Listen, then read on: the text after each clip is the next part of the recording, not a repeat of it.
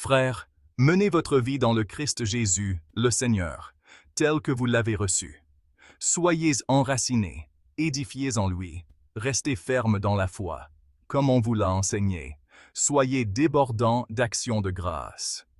Prenez garde à ceux qui veulent faire de vous leur proie par une philosophie vide et trompeuse, fondée sur la tradition des hommes, sur les forces qui régissent le monde, et non pas sur le Christ. Car en lui, dans son propre corps, habite toute la plénitude de la divinité. En lui, vous êtes pleinement comblés, car il domine toutes les puissances de l'univers.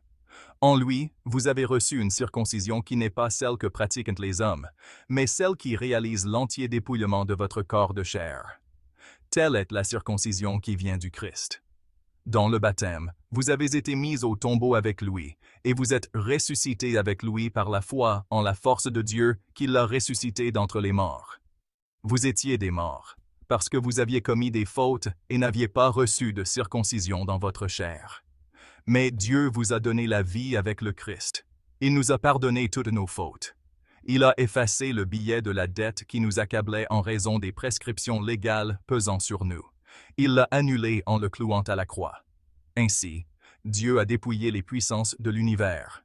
Il les a publiquement données en spectacle et les a traînées dans le cortège triomphal du Christ.